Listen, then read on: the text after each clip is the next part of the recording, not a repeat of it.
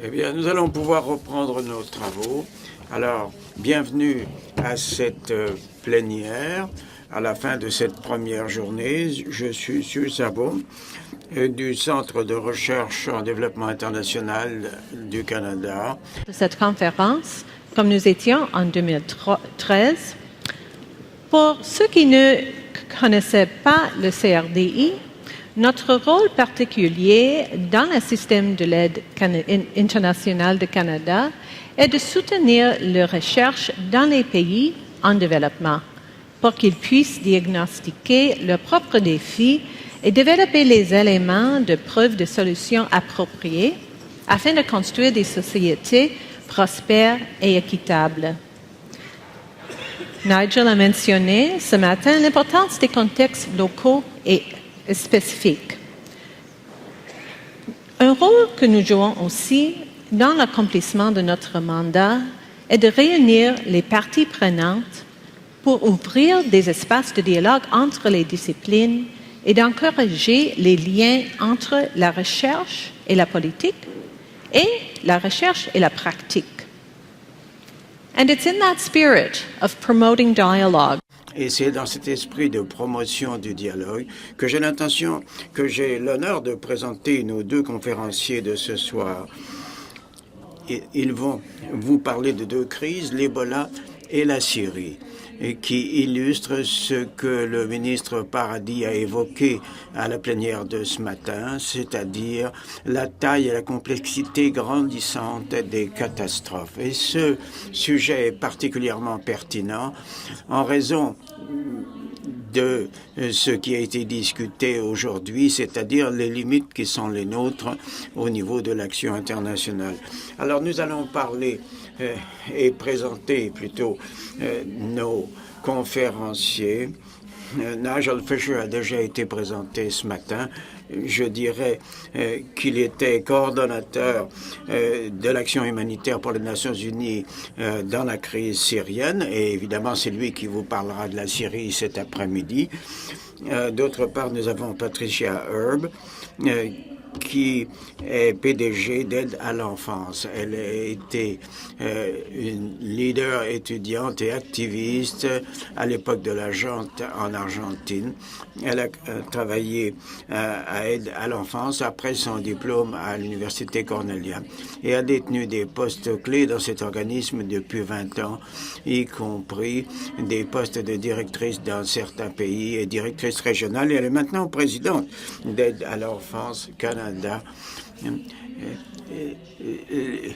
Cette organisation a été récompensée par les gouvernements et la société civile et elle est également membre du conseil d'administration de 27 organismes internationaux. Et Patricia va commencer son exposé cet après-midi pour nous parler essentiellement de la crise de l'Ebola. Merci, je lui passe la parole. Bon après-midi, mesdames et messieurs.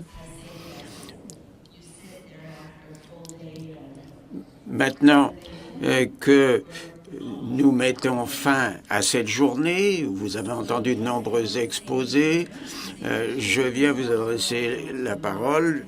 Je fais partie d'Aide à l'enfance. Évidemment, il s'agit d'un organisme humanitaire et ce que je vais faire dans les 10 minutes qui me sont imparties, c'est de vous dresser un tableau de ce que Aide à l'enfance a pu faire dans le cas de la crise de l'Ebola en Afrique. Étant donné que nous nous adressons aux enfants, il est bien évident que cette crise a eu un impact sur les enfants, mais il y a un certain nombre de défis supplémentaires auxquels nous avons dû faire face dans une crise de ce genre.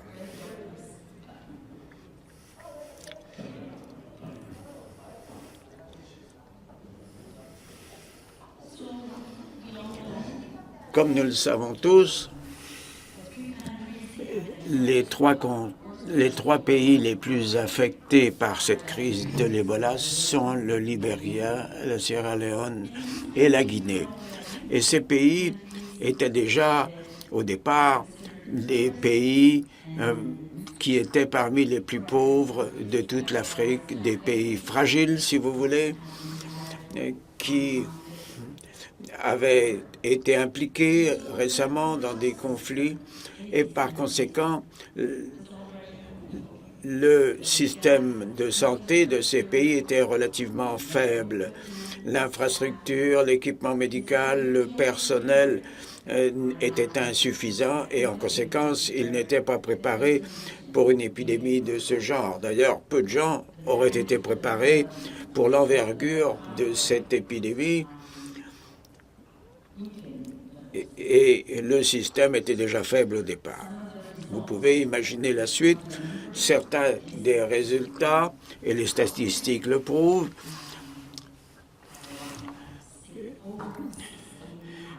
démontrent que plus de 6 000 personnes, plus de 7 000 sont décédées suite à une infection. Et ces chiffres-là sont probablement faibles par rapport à la réalité. Il est difficile d'avoir des statistiques à jour dans une crise de ce genre. En date du 23 novembre, 600 travailleurs de la santé ont été infectés et 340 d'entre eux sont décédés, essentiellement le personnel local, ce qui réduit encore la possibilité de réponse. Et comme notre organisme s'intéresse plus particulièrement à l'enfance, nous savons que ce sont les enfants qui en ont le plus souffert et 4 000 enfants ont perdu un ou leurs deux parents.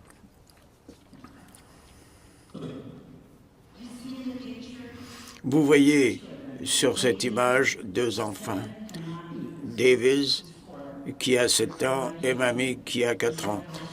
Ils sont au Libéria et eux sont totalement orphelins. Ils ont perdu leurs deux parents. Et ce sont leurs grands-parents qui s'occupent d'eux. C'était la mère qui s'occupait de nourrir la famille.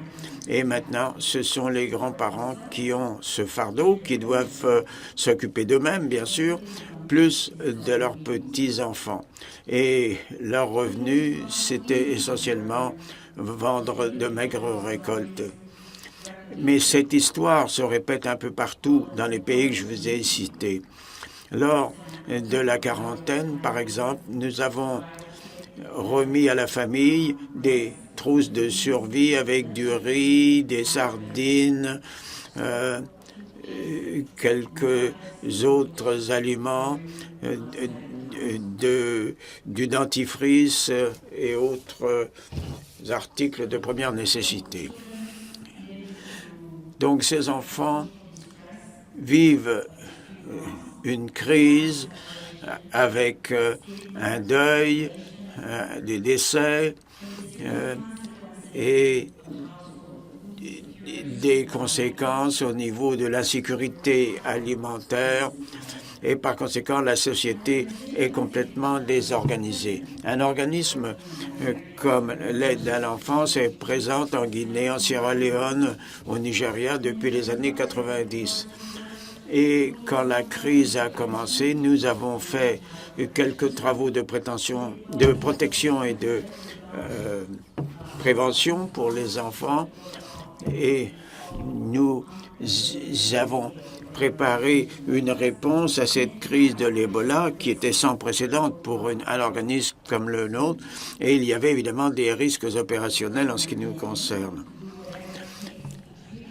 Mais notre ADN nous commandait de traiter ceux qui souffraient et de protéger les enfants pour essayer de contrôler la maladie.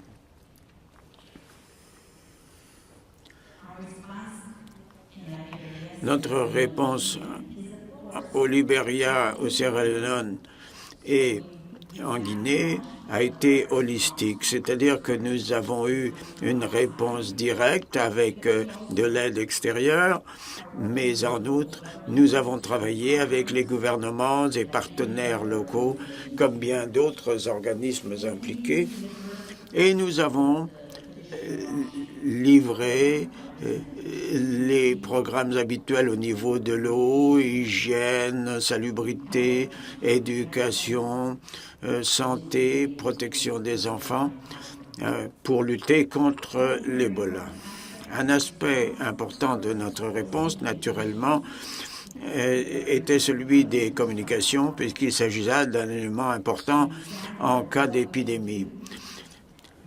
Et un exemple de ce que l'on faisait en matière de communication consistait à travailler avec les individus, les foyers, les communautés pour augmenter leur connaissance de la maladie, dénoncer les comportements à risque, définir et circonscrire les risques dans la mesure du possible, lancer des campagnes d'information et de prise de conscience, en particulier pour les mesures de prévention, par exemple pour le personnel médical et ainsi de suite. Passer des messages à la radio, imprimer des affiches et informer la population sur la façon de se protéger contre le virus et comment l'on peut arrêter la dissémination du virus. La protection de l'enfance, bien entendu, est une part essentielle d'une réponse en situation de catastrophe. Et dans le cas qui nous intéresse, dans notre réponse, nous avons fourni des soins intérimaires pour les enfants et les donneurs de soins qui reçoivent des traitements dans les unités d'Ebola. Nous supportons les enfants qui se retrouvent orphelins en leur trouvant des parents, des tuteurs. Par exemple, Terrationa travaille avec l'aide du comité d'aide à l'enfance et il s'agit d'un réseau qui veille à ce que les enfants qui se retrouvent orphelins ne sont pas seuls et qu'ils sont encadrés. Et nous fournissons également un soutien psychosocial pour aider les survivants à faire face à leur deuil.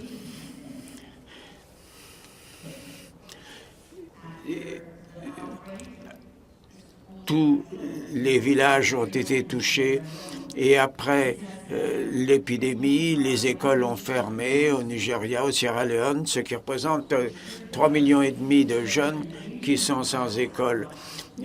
Il faut donc que les jeunes retrouvent la possibilité d'aller à l'école. Nous avons aidé le ministère de l'Éducation du Libéria à former des enseignants, à réouvrir les écoles, ce qui a eu lieu maintenant, en fournissant également des cours par radio et en distribuant des trousses pour les écoles.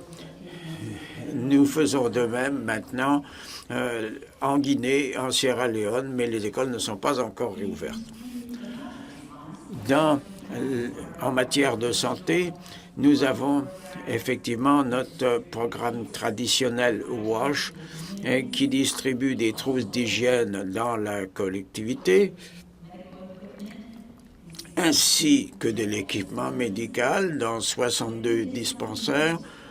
Et nous avons fait aussi une chose que nous n'avions jamais faite dans notre histoire, c'est que nous avons construit des centres de traitement et nous traitons directement des patients. Ça veut dire que nous nous impliquons au niveau médical, ce qui est probablement possible parce que nous avons fusionné avec Merlin l'an dernier, qui anime des travailleurs de première ligne dans les situations d'urgence. Et parce que nous avons reçu une certaine formation entre-temps, et nous avons pensé qu'il leur était venu pour nous d'évoluer et d'aller de l'avant. Mais cette décision n'a pas été prise à la légère.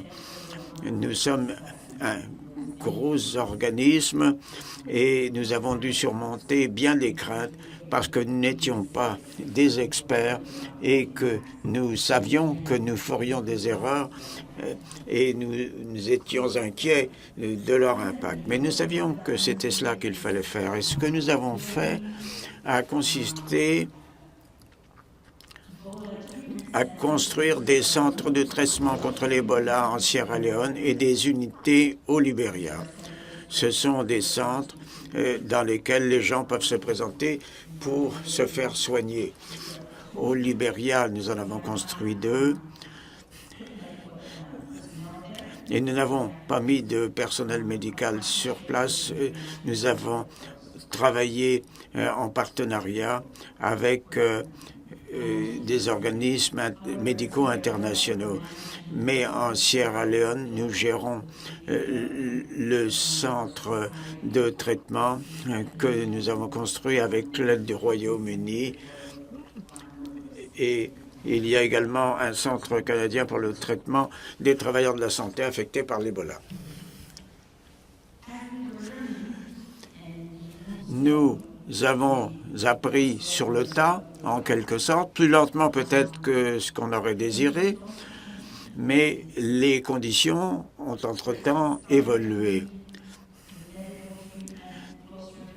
Il fallait apporter le traitement médical dans la communauté, dans la collectivité, et nous avons participé donc à des travaux sanitaires dans les petits villages.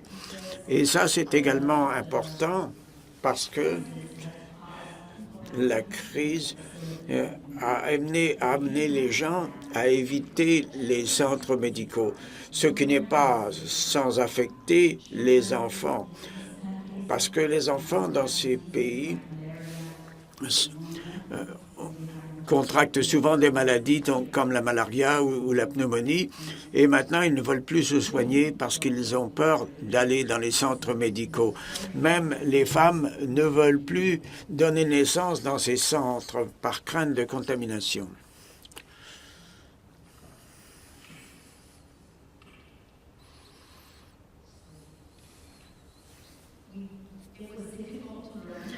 Donc, l'apprentissage a été difficile. C'est une responsabilité de 24 heures sur 24. Il faut avoir le personnel voulu. Et nous avions beaucoup de gens qui étaient bénévoles et qui étaient qualifiés. Mais il faut aussi apprendre la procédure quand on s'engage dans une réponse de ce genre. Et le personnel avait besoin aussi de faire le suivi et de terminer rapidement leur apprentissage. Je terminerai en vous citant les défis que nous avons relevés et surtout ceux que nous n'avons pas encore réussi à relever. On sait que l'Ebola est une chose difficile. La réponse devra nous permettre de fusionner le court terme et le long terme, parce qu'il faut toujours faire tout le plus rapidement possible. Et il faut éviter la diffusion du virus et appuyer la reconstruction des capacités locales au niveau de l'agriculture, de l'alimentation, de la santé et de l'éducation.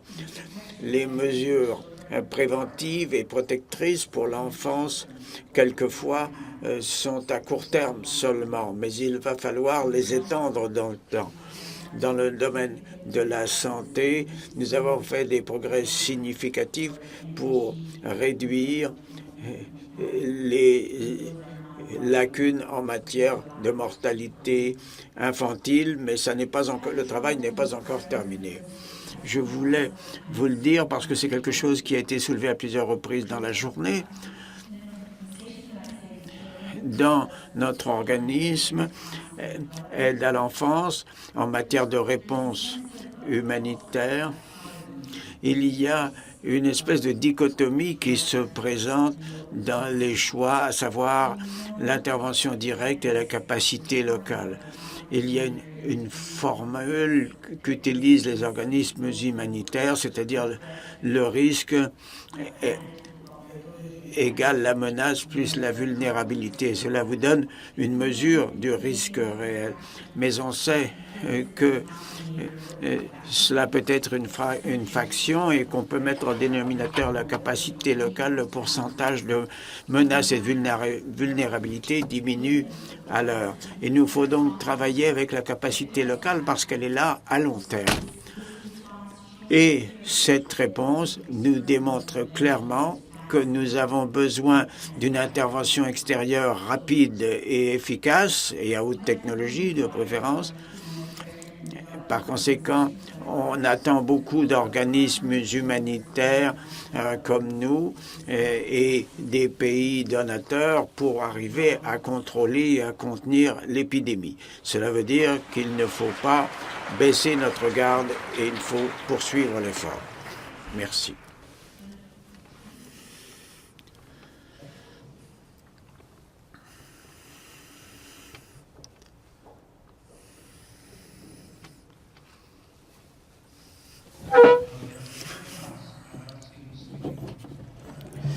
Est-ce qu'on pourrait allumer une lumière dans la salle pour que je vous vois bien dormir?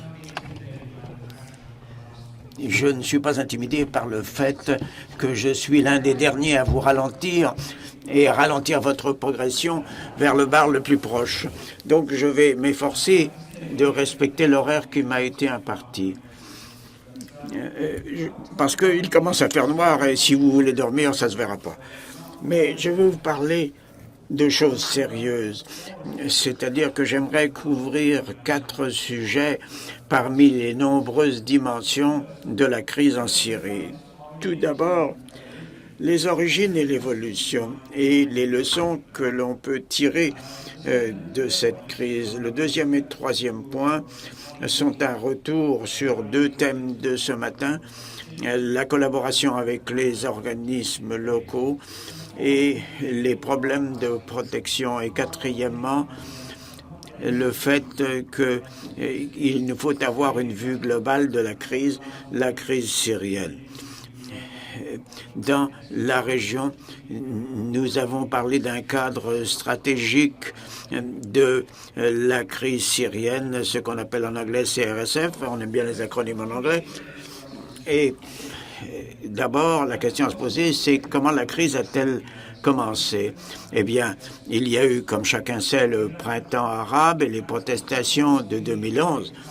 Et là, ça a été le point de départ. Mais l'une des préconditions, c'est la décennie ou décennie et demie de sécheresse, de récoltes disparaissant et de problèmes alimentaires dans les villes en particulier, où les pauvres se sont retrouvés encore plus pauvres, condamnés au mécontentement et au désespoir.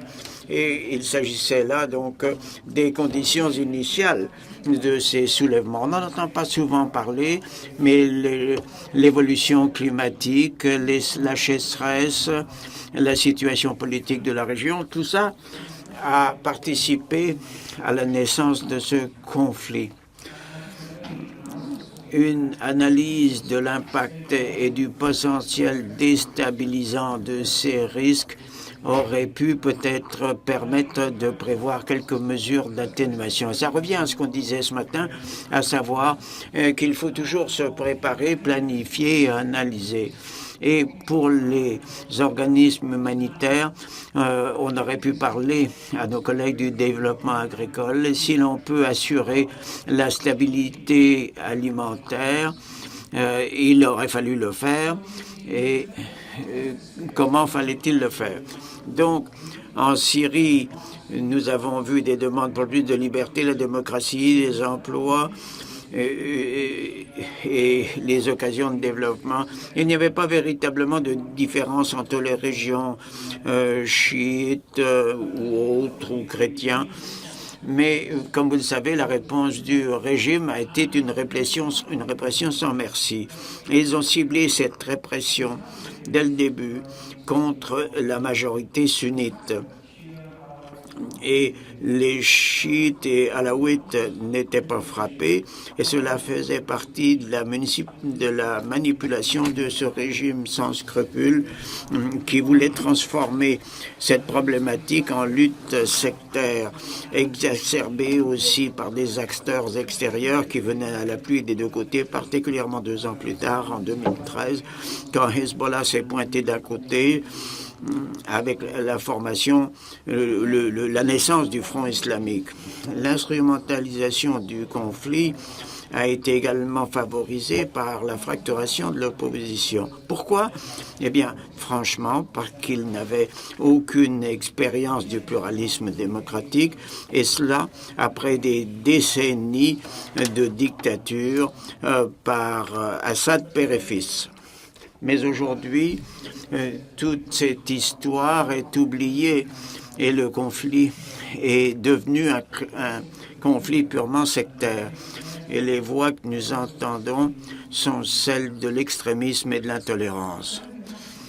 Il y a peut-être une option ou une alternative à ce niveau, à savoir que si les humanitaires et ceux qui comprennent la mosaïque ethnique de la Syrie, et il y a eu une certaine tolérance à ce niveau-là pendant longtemps, et si l'on travaille ensemble, on pourra peut-être donner une voix aux Syriens modérés qui ne voudraient pas que le pays continue à se fracturer.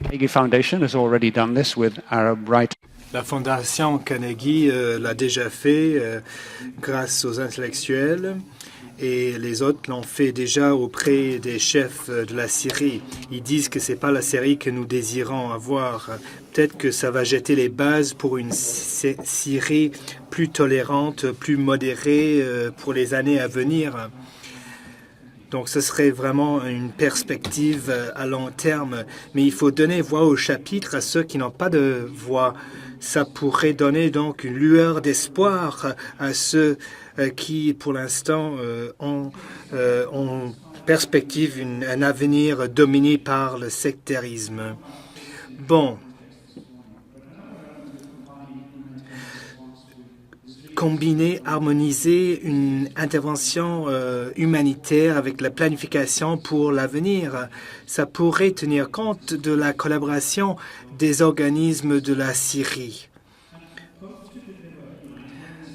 Bon, livrer une aide humanitaire tant dans leur collectivité, mais aussi pour faire en sorte que les services communautaires soient maintenus dans les circonstances les plus difficiles, à savoir les systèmes de traitement des eaux usées, faire en sorte que les hôpitaux demeurent ouverts, ainsi que les écoles. Ce n'est pas possible à tout bout de champ, mais c'est quand même quelque chose à envisager. Ces organismes vont demeurer en Syrie bien plus longtemps que nous, parce que nous aurons pas suffisamment de financement, ou nous allons en fait mettre l'accent sur une autre crise humanitaire.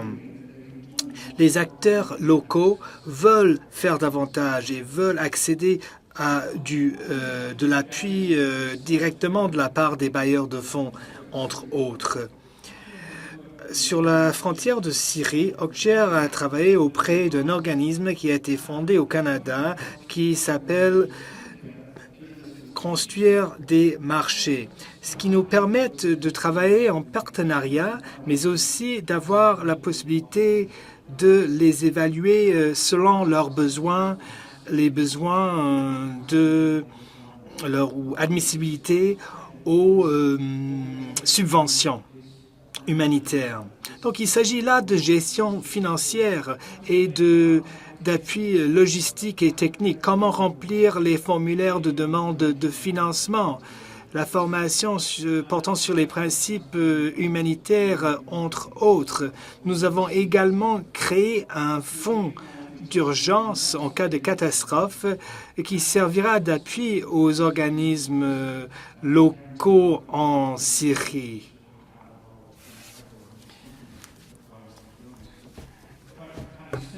Ceci dit, je tiens à reconnaître les ONG qui font preuve de beaucoup de créativité dans les efforts déployés. Ils ont réussi à injecter d'importants montants d'argent dans le système, dans les économies locales.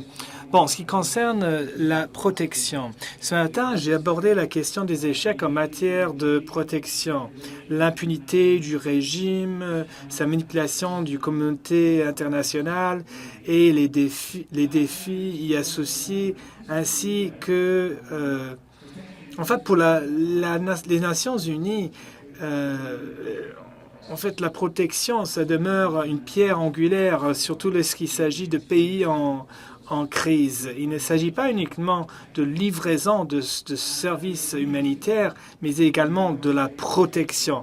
Et comme nous avons convenu ce matin, il faut savoir comment opérationnaliser les services humanitaires, la protection des civils, et entre autres. Je ne vais pas répéter ce que nous avons déjà dit ce matin. Il suffit de dire que dans le milieu humanitaire, nous devons continuer à réfléchir à la façon dont nous allons intervenir dans des contextes hautement politisés. Bon, j'ai des antécédents des Nations Unies, mais je pense que ça vaudrait la peine de tenir une conférence internationale portant sur les principes humanitaires internationaux, la souveraineté, le consentement, afin de mieux exposer les défis auxquels nous sommes exposés et que nous devons relever. Le monde a beaucoup évolué depuis une vingtaine d'années, l'époque à laquelle nous avons formulé bien des normes et des règles et politiques. Quatrième et dernier point. Formuler une perspective exhaustive en matière de crise et proprement parler, plus précisément plutôt la crise en Syrie. Ce matin, on a répété qu'il y a des besoins qui se font sentir, mais certains ont peur de faire diluer les pratiques humanitaires. Dans la région, j'ai mené un effort pour, en fait, ça s'appelait le cadre stratégique exhaustif dans le cadre de la crise en Syrie. Et j'espère que le rapport figure sur le site web. Je vais essayer de déterminer ça avant la fin de la conférence demain. Bon, il faisait intervenir les ONG, la société civile nationale, les organismes des Nations Unies, entre autres. Et l'objectif, c'était élaborer un cadre régional humanitaire. Les besoins notamment les recommandations en matière de logement et des services sociaux, la résilience, comment faire en sorte que les collectivités puissent s'aider elles-mêmes, les questions de sécurité, les enjeux financiers, la conjoncture économique, les faiblesses et les points forts institutionnels. Et enfin, de notre côté, comment mieux cibler, être plus efficace. Donc, il faut qu'on fasse partie de ce processus. Bon, pour ce qui est des pays voisinants, les pays qui sont autour de la Syrie sont en train d'élaborer leur propre intervention. Bon, je pense que ça a été couronné de succès. Et malheureusement, il y a eu beaucoup de réticences en chemin en ce qui concerne les mandats, etc. Il faudrait mettre à jour des scénarios pour l'évolution de la crise, pour mieux déterminer nos interventions à l'avenir et pour mieux savoir ce à quoi la Syrie pourrait ressembler à la conclusion de la crise. Il y a de toute évidence des tensions sectaires très importantes et d'ici quelques années, les médecins, les professeurs, les administrateurs seront partis. Donc il faut songer à la question de la résilience et comment soutenir les organismes locaux à l'avenir. Bon, j'ai quitté les États-Unis, mais en tant qu'acteurs humanitaires, nous devons œuvrer en collaboration avec les intervenants des autres secteurs sur par exemple, les interventions à plus long terme et la répartition des ressources à l'avenir.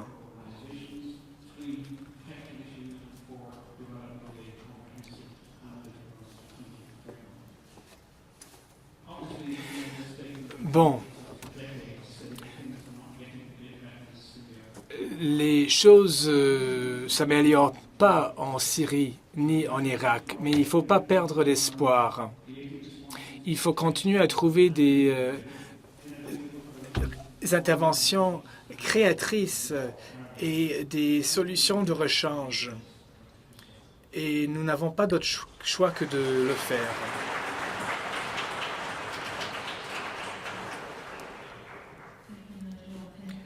Merci Nigel. Merci Patricia. Vous nous avez rappelé que les catastrophes humanitaires, en fait, représentent des catastrophes au niveau familial, des milliers de catastrophes, des centaines de milliers de catastrophes au niveau familial.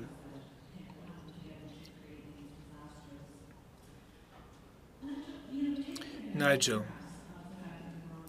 Bon, vous avez participé au panel de ce matin, de même que celui-ci. Nous nous sommes attardés sur les spécificités des crises humanitaires auxquelles font face le monde à l'heure actuelle. Et j'aimerais vous poser une question. Ce matin, nous avons parlé de la fragmentation.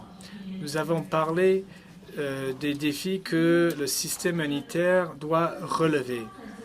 Le but de cette conférence, comme le laisse entendre son titre, est l'innovation. Ce matin, on a commencé à parler des nouvelles technologies, des partenariats et ainsi de suite.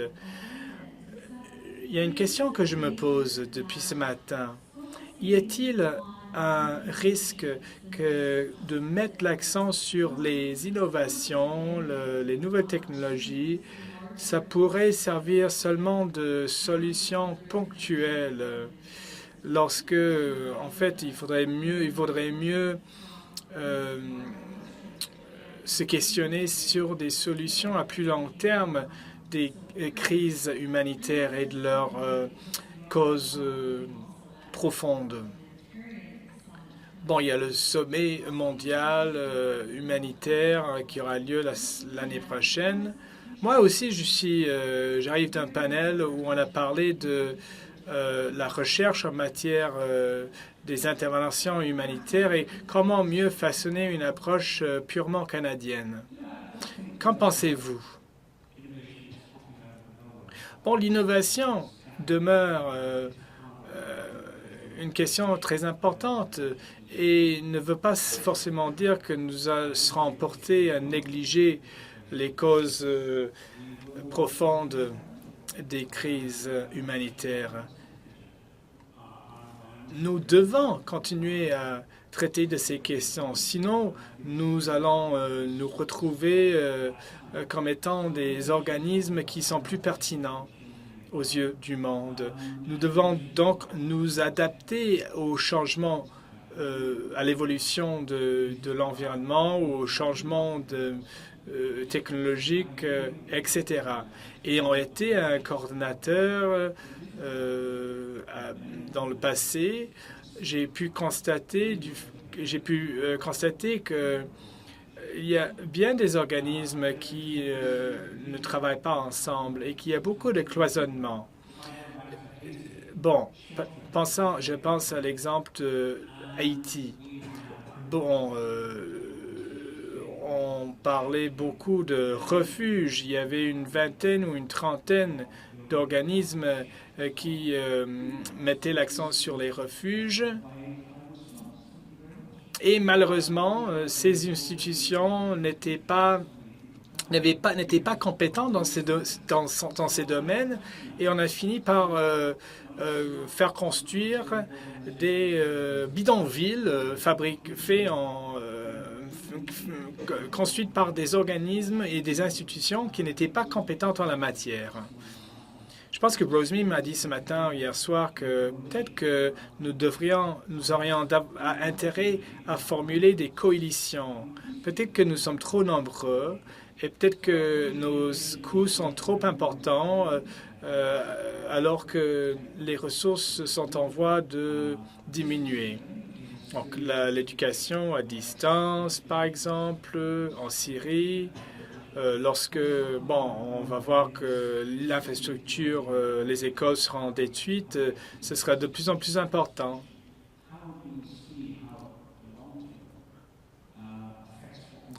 Alors,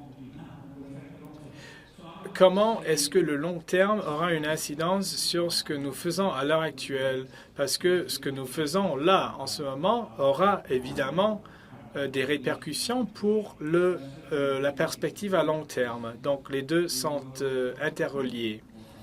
Alors, je pense justement qu'on a intérêt à s'attarder sur les questions technologiques et de l'innovation, sinon nous risquons de devenir de plus en plus fragmentés.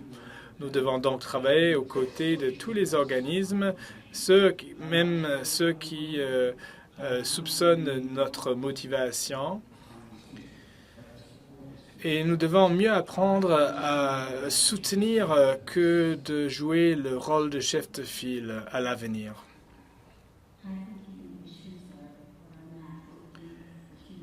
Bon, l'innovation, c'est naturel. Les êtres humains s'adaptent. L'innovation, ça découle d'un besoin. Quand quelque chose ne fonctionne pas, on crée quelque chose de nouveau.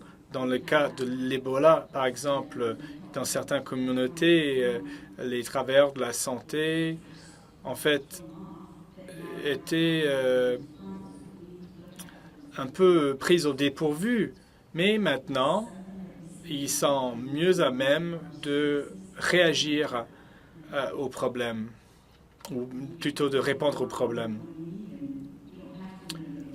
Bon, on n'a pas besoin d'innover à tout bout de champ. Il ne faut pas réinventer la roue. N'empêche que certaines technologies sont de rigueur en raison de l'évolution qui se fait sentir dans le monde. Est-ce qu'on peut peut-être... en fait, oui, on avait trop tamisé les lumières. Est-ce qu'on peut monter la lumière un peu, s'il vous plaît? Bon, s'il vous plaît, si vous avez des questions, levez la main.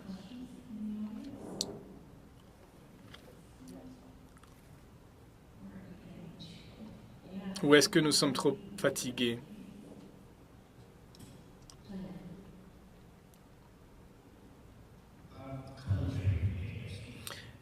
Karel Sheriff, merci à vous deux. Vous avez tous les deux parlé de situations où il y avait des précurseurs de l'éclosion d'une crise.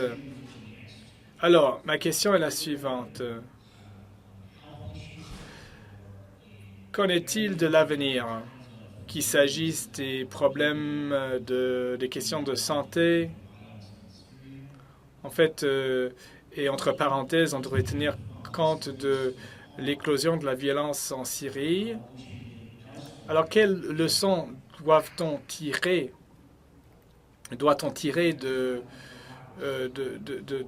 du passé? Bon, Rwanda, début années 90. Darfour. Bon, c'était des crises sectaires, des actes de génocide. Si on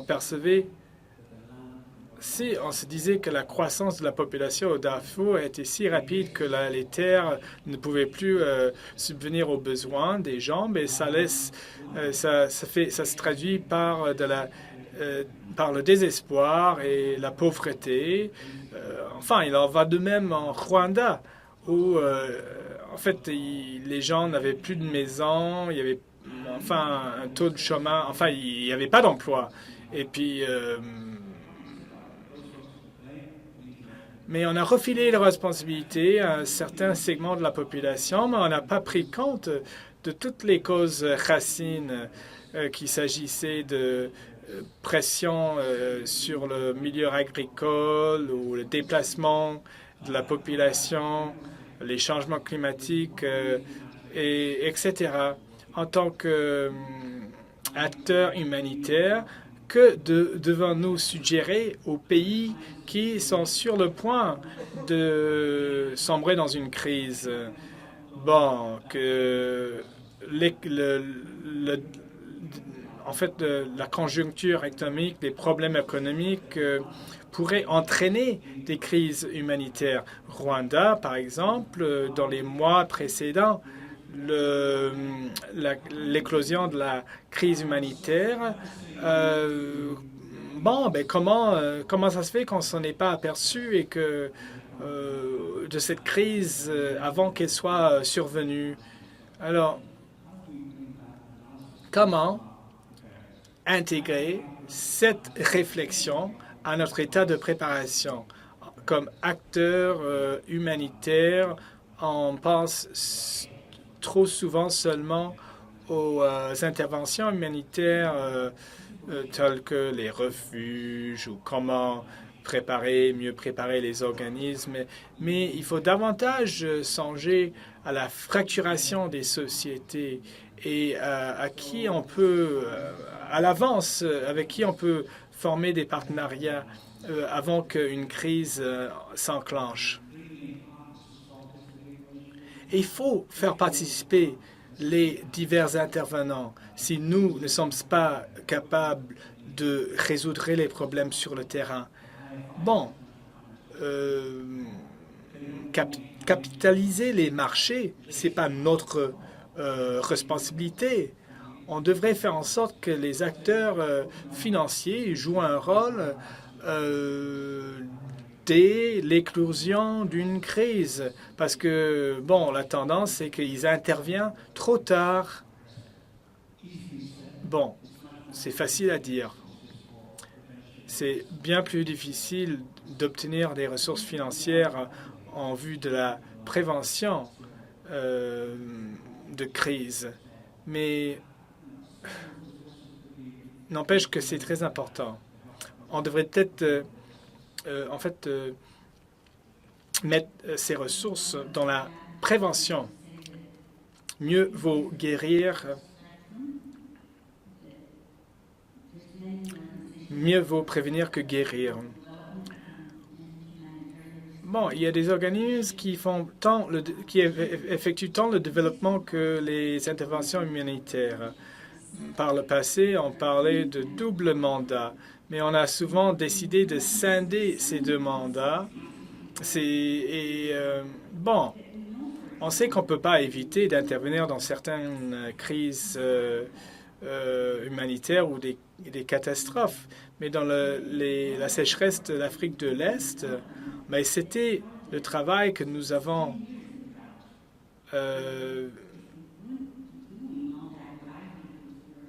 en fait, c'était justement notre travail de prévention qui a empêché le pire.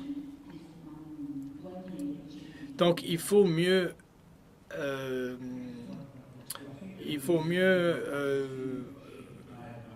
en fait, mettre en parallèle ces deux mandats, à savoir la prévention et les interventions humanitaires.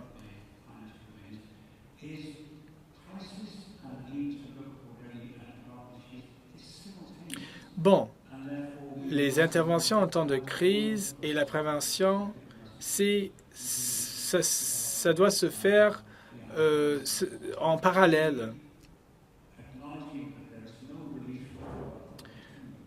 Donc, tout se fait en mode simultané.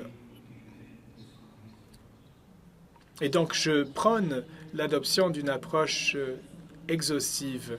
Bon, là, tout à l'heure, vous avez parlé des causes profondes. Ça m'a fait penser aux chômage chez les jeunes. En Afrique, par exemple, on dit que c'est une bombe à rebours. Et ce n'est pas uniquement les économistes qui songent de ce phénomène de cette façon. Bon. Je suis enseignant à l'Institut d'études politiques de Grenoble, ancien président de Médecins du Monde France et membre du conseil d'administration d'Action contre la faim France. On a deux panélistes qui incarnent des situations de crise très différentes et donc je ne ferai pas le rapprochement entre une crise de type épidémiologique comme c'est le cas d'Ebola et une crise politique comme c'est le cas pour la Syrie. Et c'est donc plutôt sur la Syrie que je voudrais m'exprimer pour simplement souligner en termes de recommandations pendant ces journées la nécessité dans laquelle sont les organisations humanitaires d'être dans une lecture de l'histoire des pays qui sont traversés par des crises, qui soit une lecture longue et qui soit une lecture de l'histoire de ces pays qui tiennent compte de points de vue qui ne sont pas que des points de vue occidentalo-centrés. Donc je vais revenir sur les propos de M. Nigel Fisher sur l'histoire syrienne, de la crise syrienne. Et je dirais que de mon point de vue, les racines de cette crise remontent à beaucoup plus longtemps que celle d'une histoire courte.